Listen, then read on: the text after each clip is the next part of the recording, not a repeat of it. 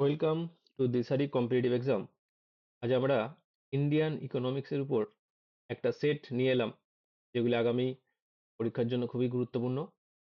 আজকে আমাদের total 25টা question আছে। ভালো করে দেখো কোশ্চেনগুলো। প্রথম প্রশ্নটা দেখো কি আছে না, ইন্ডিয়া হ্যাজ, অপশন এ বলছে গান্ধিয়ান ইকোনমি, অপশন বি বলছে সোশ্যালিস্ট ইকোনমি, অপশন সি টি ইকোনমি, আর অপশন ডি হচ্ছে মিক্সড ইকোনমি। ভারতবর্ষের ক্ষেত্রে কি ধরনের ইকোনমি দেখতে পাওয়া যায়? ভারতবর্ষে আমরা জানি সবাই, এখানে পাবলিক এবং প্রাইভেট উভয়ই পাশাপাশি কাজ করে, তাই তো? সরকারি এবং বেসরকারি একসাথেই কাজ করে। তাই ভারতবর্ষে কি ধরনের economy? Bharat mixed economy. Bharatvarsha হচ্ছে মিক্সড বা মিশ্র অর্থনীতির দেশ। পরের প্রশ্ন দেখো কি আছে, বলছে the type of unemployment mostly found in India can be characterised as. ভারতবর্ষের যে বেকারত্ব, সেটা কি ধরনের বেকারত্ব? ভারতবর্ষের বেকারত্বের ক্যারেক্টার কি ধরনের? অপশন এ বলছে দেখো স্ট্রাকচারাল আনএমপ্লয়মেন্ট, অপশন বি বলছে ফ্রিকশনাল আনএমপ্লয়মেন্ট, অপশন সি বলছে সাইক্লিক্যাল আনএমপ্লয়মেন্ট, আর অপশন ডি বলছে ডিসগুইসড আনএমপ্লয়মেন্ট। ভারতবর্ষ মেনলি কৃষি প্রধান দেশ, ঠিক আছে? এবং সেই কৃষি ক্ষেত্রে যে ধরনের বেকারত্ব, সেটা হচ্ছে কি ডিসগুইসড আনএমপ্লয়মেন্ট। ভারতবর্ষের ডিসগুইসড আনএমপ্লয়মেন্টই সব থেকে বেশি দেখতে পাওয়া যায়। এই ডিসগুইসড আনএমপ্লয়মেন্টটা কি না, শ্রমিক বা লেবার বাড়ানোর ফলেও যদি উৎপাদন বাড়বে না, সেক্ষেত্রে যে বেকারত্ব, সেটাই হচ্ছে কি ডিসগুইসড বা প্রচ্ছন্ন বেকার। ভারতবর্ষের মেনলি ডিসগুইসড আনএমপ্লয়মেন্টটাই বেশি দেখতে পাওয়া যায়। পরের প্রশ্ন আছে দেখো, বলছে ইন্ডিয়ান অপটেড, সরি এটা অ্যাডপ্টেড হবে, adopted for mixed economy. Bharatvarsha যে মিক্সড ইকোনমিক দেশ বা ভারতবর্ষ মিশ্র অর্থনীতির দেশ, এটা কবে অ্যাডপ্ট করা হয়েছিল? অপশন এ বলছে দেখো ফার্মিং অফ দ্য কনস্টিটিউশনস, যখন কনস্টিটিউশন তৈরি হয় তখন কি ভারতবর্ষ মিক্সড ইকোনমিক দেশ বলা হয়েছিল? অপশন বি বলছে second 5 years plan, option C হচ্ছে ইন্ডাস্ট্রিয়াল পলিসি 1948, আর অপশন ডি বলছে নান অফ দিস অ্যাবোভ। ভারতবর্ষের যে মিক্স ইকোনমি বা মিশ্র অর্থনীতি, সেটা 1948 সালে যে ভারতবর্ষ ইন্ডাস্ট্রিয়াল পলিসি, সেই ইন্ডাস্ট্রিয়াল পলিসির মাধ্যমে ঘোষণা করা হয় ভারতবর্ষ একটি কি না মিক্সড ইকোনমি বা মিশ্র অর্থনীতির দেশ।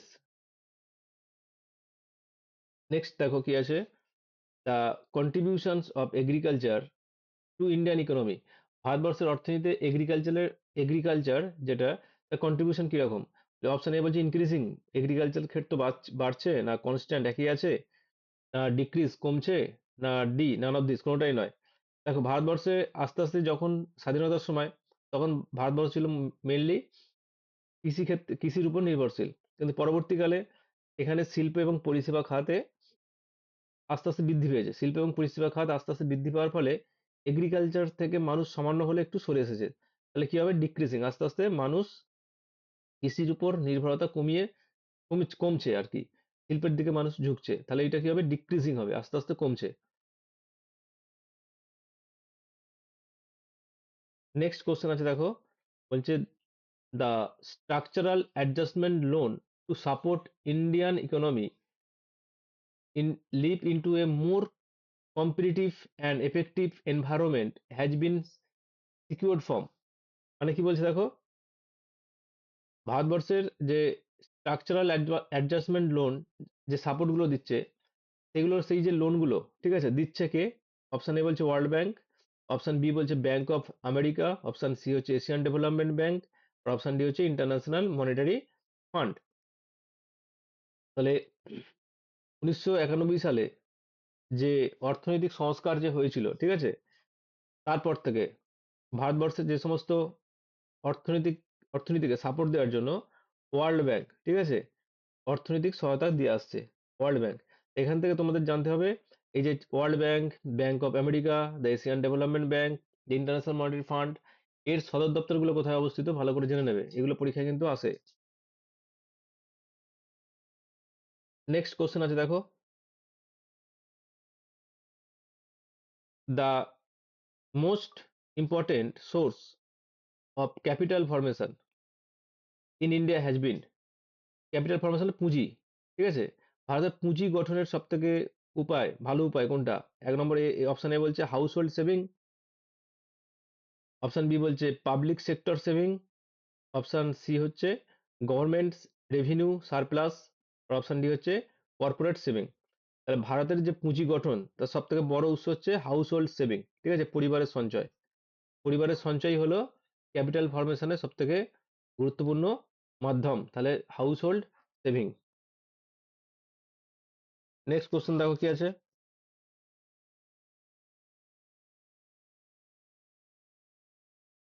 গ্লোবালাইজেশনস of Indian economy means, globalisation, ঠিক আছে, ভারতের অর্থনীতির গ্লোবালাইজেশন মানে কি? গ্লোবালাইজেশনের মানে হচ্ছে কি না,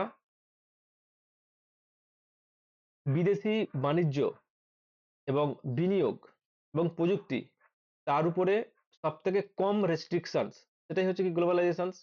এখানে কি হবে দেখো, having minimum possibles restrictions on economics relations with other countries, তাই তো, ন্যূনতম রেস্ট্রিকশন থাকবে, সেটাই কি গ্লোবালাইজেশনস, বিশ্বায়ন। নেক্সট প্রশ্ন দেখো কি আছে, নেক্সট কোশ্চেন বলছে Indian economy since independence can be describe, স্বাধীনতার সময় থেকে ভারতবর্ষের যে ইকোনমি সেটাকে কিভাবে ডিসক্রাইব করা যায়? এ বলছে under development economy, option B বলছে an under developed but developing economy, option C বলছে ব্যাকওয়ার্ড ইকোনমি, অপশন ডি হচ্ছে ডেভেলপড ইকোনমি। দেখো স্বাধীনতার সময় ছিল আন্ডার ডেভেলপড, তারপরে আস্তে আস্তে কি হচ্ছে, ডেভেলপিং হচ্ছে, তাহলে option B is the correct answer. স্বাধীনতার সময় ছিল আন্ডার ডেভেলপড, আস্তে আস্তে সেটা ডেভেলপিং হচ্ছে, কিন্তু ডেভেলপড নয়, তাহলে option B is the correct answer.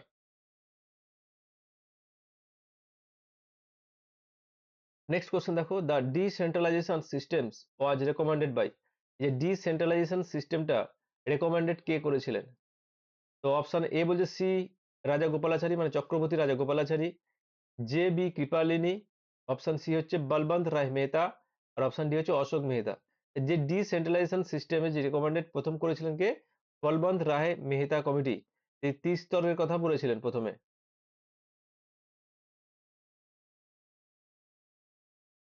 Next question দেখো, according to Gandhiji private property should, গান্ধীজির মতে প্রাইভেট প্রপার্টি কি হবে? বি অ্যাবলিশড করে দেওয়া হবে, অপশন বি বলছে remain but have ceiling, option C বলছে be take over and distributed more equality by the state, আর অপশন ডি বলছে remain but should be used by the owners as trustee for the common goods. Mahatma Gandhi বলতেন যে সম্পত্তি থাকবে কিন্তু সেটা সমাজের কল্যাণে ব্যবহৃত হবে, তার মানে কি ট্রাস্টিশিপ, ট্রাস্টি গঠন করার কথা তিনি বলেছিলেন, তাহলে অপশন এখানে ডি হবে, সম্পত্তি থাকবে রিমেইন থাকবে বাট শুড বি ইউজড, এটা ইউজ করা হবে by the honour of the trustee for the common good, সাধারণের সাধারণের জন্য বা সমাজের কল্যাণের জন্য, ঠিক আছে। নেক্সট কোশ্চেন কি আছে দেখো, নেক্সট কোশ্চেন বলছে in India the public sector is most dominant, ভারতবর্ষের পাবলিক সেক্টরে কোনটা সব থেকে বেশি ডমিনেন্ট? অপশন এ বলছে ট্রান্সপোর্ট, অপশন বি বলছে স্টিল প্রোডাকশন, অপশন সি হচ্ছে কমার্শিয়াল ব্যাংকিং, আর অপশন ডি হচ্ছে organised term lending financial institutions, তাহলে option C is the correct answer, ঠিক আছে, কমার্শিয়াল ব্যাংকিং, পাবলিক সেক্টর ক্ষেত্রে কমার্শিয়াল ব্যাংকিংটাই সব থেকে বেশি ডমিনেন্ট।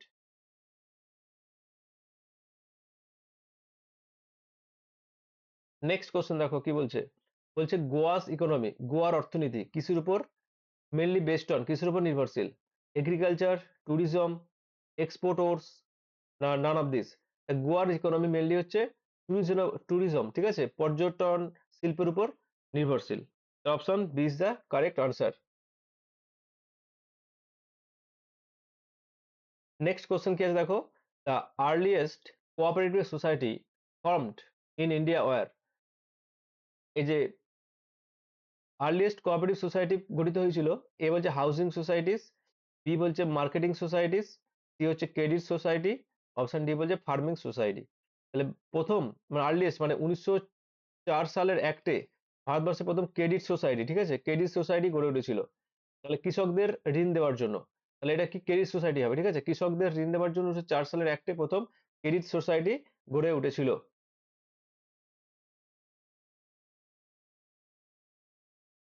নেক্সট কোশ্চেন দেখো কি বলছে না, India's wage policy based on wage, ঠিক আছে, ওয়েজ মানে কি, মজুরি।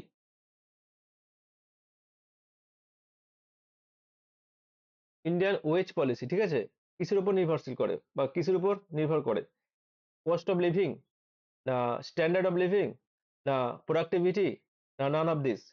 তাহলে ভারতবর্ষের যে ওয়েজ পলিসি সেটা ডিপেন্ড করছে জীবনযাত্রার মানে জীবনযাত্রার ব্যয় কিরকম তার উপর, ঠিক আছে, স্ট্যান্ডার্ড অফ লিভিং নয়, জীবনযাত্রার যে ব্যয় তার উপর, মানে কস্ট অফ লিভিং। এর option A is the correct answer. Next দেখো ডিসগুইসড আনএমপ্লয়মেন্ট, এই যে ডিসগুইসড unemployment in India mainly related to, এই একটু আগে বলেছিলাম ডিসগুইসড আনএমপ্লয়মেন্টটা কি, না যেখানে লেবার বেশি লাগালেও তুমি কিন্তু প্রোডাকশন বেশি পাবে না, সেটাই ডিসগুইসড আনএমপ্লয়মেন্ট। সেটা কোন ক্ষেত্রে দেখতে পাওয়া যায়, সেটা এগ্রিকালচার ক্ষেত্রে দেখতে পাওয়া যায়। আর এগ্রিকালচার কোথায় হয় না, রুরাল এরিয়াতে হয়। তাহলে দেখো এগ্রিকালচার সেক্টর হবে আর রুরাল, ঠিক আছে, ফ্যাক্টরিতে না আর আরবানেতেও না। তাহলে option 1 and 2 is the correct answer. তাহলে ডিসগুইসড আনএমপ্লয়মেন্ট সব থেকে বেশি দেখতে পাওয়া যায় গ্রামীণ এলাকায় এবং কৃষি ক্ষেত্রে। পরের প্রশ্ন দেখো কি আছে, according to Mahatma Gandhi economics philosophy complete happiness can be achieved by, Mahatma গান্ধীর মতে ইকোনমিক্স যে ফিলোসফি, মহাত্মা গান্ধীর মতে কমপ্লিট হ্যাপিনেস এটা কিভাবে অ্যাচিভ করা যেতে পারে, ডেস্ট্রয় অ্যাপ মেশিন, মেশিন ধ্বংস করে দিয়ে। অপশন বি বলছে providing maximum employment opportunities. Option C বলছে implanting the cottage industry. Mahatma Gandhi কিসের সবসময় উপর জোর দিতেন, কটেজ ইন্ডাস্ট্রির উপর সবসময় তিনি জোর দিতেন। তাহলে এটা অপশন সি হবে, ঠিক আছে, ইমপ্ল্যান্টিং দ্য কটেজ ইন্ডাস্ট্রি। গ্রামীণ স্বনির্ভরতা ও কুটির শিল্পকে সুখী সমাজের মূল ভিত্তি বলে তিনি মনে করতেন। নেক্সট কোশ্চেন দেখো কি আছে, one of the reason for Indian occupational structure remain more or less same over the year has been that, মানে one of the reason একটা কারণ for Indian occupational structure, ভারতবর্ষের যে পেশাগত স্ট্রাকচারটা সেটা একই আছে, more or less than same over the year has been that, মানে আগের মতোই আছে, সেটার কারণটা কি, সেটার কারণ হচ্ছে অপশন সি হবে, ঠিক আছে, investment pattern has been directed toward the capital intensive industry. এটা হচ্ছে কারেক্ট আনসার, ঠিক আছে, মূলধন নির্ভর শিল্পে বিনিয়োগ বেশি হওয়ার শ্রমের বড় অংশ কৃষি থেকে শিল্পে স্থানান্তরিত হয়নি। নেক্সট কোশ্চেন দেখো কি বলছে, মডার্ন ইকোনমি ইজ, ভারতবর্ষের যে মডার্ন ইকোনমি সেটা কি ধরনের ইকোনমি। অপশন এ বলছে দেখো ওপেন ইকোনমি, অপশন বি বলছে ক্রেডিট ইকোনমি, অপশন সি হচ্ছে ক্যাশ ইকোনমি, না অপশন ডি প্ল্যান ইকোনমি। এই মডার্ন ইকোনমি আজকের যুগের যে ইকোনমি সেটা কি ধরনের ইকোনমি, সেটা হচ্ছে ক্রেডিট, ক্রেডিট ইকোনমি। কারণ আজকালকার যে এখনকার সময় কি হয় না, আমরা ব্যাংক থেকে ঋণ নিচ্ছি, ঠিক আছে, তার ডিজিটাল লেনদেন করছি, তাহলে এগুলো সবই কি ক্রেডিট ইকোনমির মধ্যে পড়ছে। তাহলে আধুনিক অর্থনীতিতে ব্যাংকিং, ঋণ এবং যে ডিজিটাল যে লেনদেন এগুলো গুরুত্বপূর্ণ ভূমিকা আছে, ঠিক আছে। তাহলে মডার্ন ইকোনমি তাহলে কি ধরনের ইকোনমি, ক্রেডিট ইকোনমি।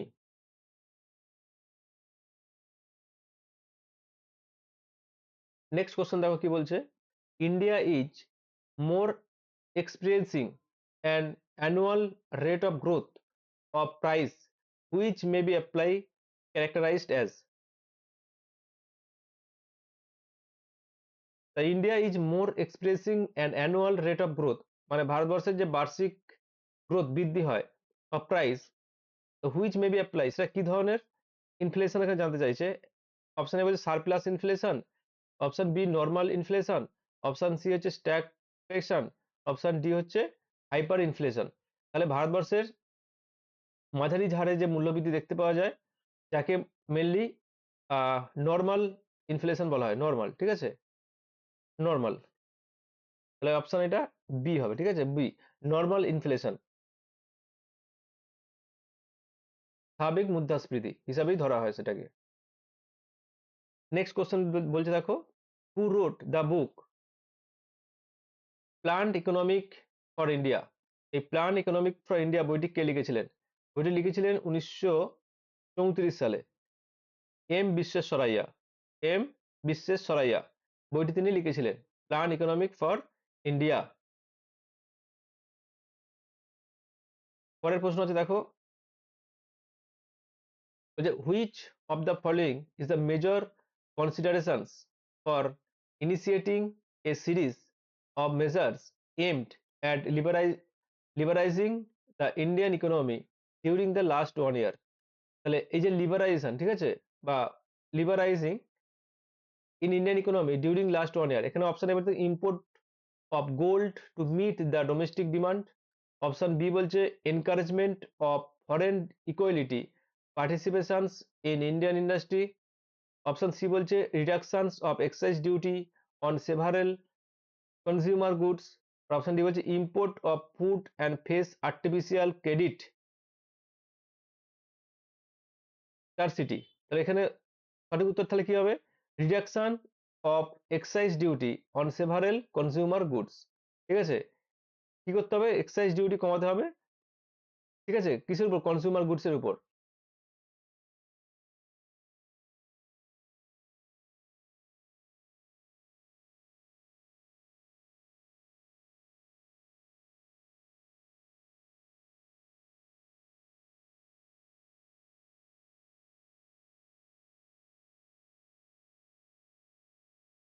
সরি, এটা উত্তর সি হবে না, ঠিক আছে, এটা হবে বি হবে, sorry. Encouragement of foreign equality, ঠিক আছে, encouragement of foreign equality participations in Indian industry. ঠিক আছে, ভারতীয় শিল্পে বিদেশি যে পুঁজি সেটাকে বেশি করে আনতে হবে, এটাই হচ্ছে লিবারাইজেশনের মূল উদ্দেশ্য। ঠিক আছে, ভারতীয় শিল্পে বিদেশি যে পুঁজি সেটাকে বেশি করেই আনতে হবে, মানে এফডিআই, ফরেন ডাইরেক্ট ইনভেস্টমেন্ট, এটাকে অগ্রাধিকার দিতে হবে। তাহলে অপশন বি, নট সি, এখানে option B is the correct answer.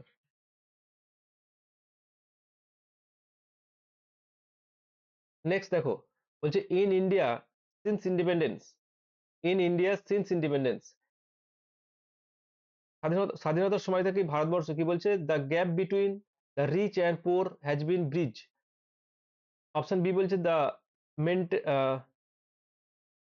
magnitude of unemployment has decreased।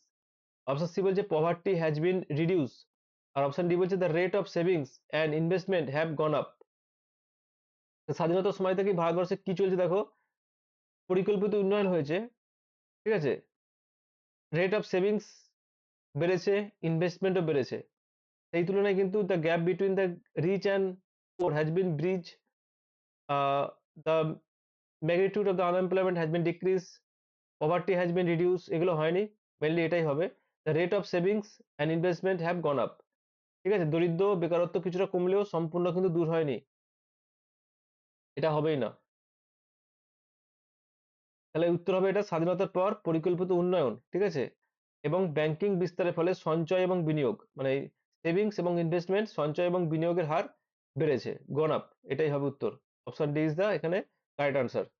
স্বাধীনতার পর কি হয়েছিল, বিভিন্ন রকম ইন্ডাস্ট্রিয়াল পলিসি, তারপরে ভাইভার্সে প্ল্যান, বিভিন্ন পরিকল্পিত উন্নয়ন, এর ফলে কি হয়েছে, সেভিংস বেড়েছে এবং তার ফলে ইনভেস্টমেন্টও বেড়েছে। পরেরটা দেখো, বলছে which of the following measures is not likely to help the improving Indians balance of payment বা BOP, balance of payment positions। দেখো ব্যালেন্স বলছে which of the following is not like to help, কোনটা help করে না। দেখো যদি export duty যদি বাড়িয়ে দেওয়া হয়, ঠিক আছে, এক্সপোর্ট ডিউটি যদি বাড়িয়ে দেওয়া হয়, তাহলে কি হবে, রপ্তানি কমে যাবে, সেক্ষেত্রে বিওপি ঠিক থাকবে না। ঠিক আছে, তাহলে এখানে হবে imposing of the higher duty of export, এটা কিন্তু কমাতে হয়, ঠিক আছে, বাড়ানো নয়। এই নেক্সট দিন দেখো, ডিভ্যালুয়েশন অফ দ্য রুপি, রুপির অবমূল্যায়ন, এনকারেজমেন্ট অফ ইম্পোর্ট সাবস্টিটিউশনস, আর অপশন সি বলছে impositions of the higher duty of import. ঠিক আছে, এইগুলো কি হচ্ছে, বিওপি ঠিক থাকবে, কিন্তু তুমি যদি এক্সপোর্টের, ঠিক আছে, রপ্তানির উপর যদি শুল্ক যদি বাড়াও, তাহলে রপ্তানি হবে না, তাহলে সেক্ষেত্রে বিওপি, ব্যালেন্স অফ পেমেন্টে কি হবে, ইমব্যালেন্স হয়ে যাবে। Option D is the correct answer. Next বলছে দেখো, one of the main factors that led to rapid expansions of Indian exports. ঠিক আছে, one of the main factor, কোনটা main factor that led to rapid expansions of Indian export, Indian এক্সপোর্টের ক্ষেত্রে এখানে কি আছে দেখো, liberations of the Indian economy, diversions of the exports, impositions of the import duties, আর recessions of the country. recession মানে কি? মন্দা। তার উত্তর তাহলে কি হবে? যারা দেখছো তারা অবশ্যই কমেন্ট করে জানিও শেষের উত্তরটা কি হবে। এই ছিল আজকে আমার টোটাল 25টা কোশ্চেন। যদি ভালো লাগে তাহলে অবশ্যই চ্যানেলটি সাবস্ক্রাইব করো, বন্ধুদের সাথে শেয়ার করো এবং অবশ্যই একটি লাইক করো। ধন্যবাদ।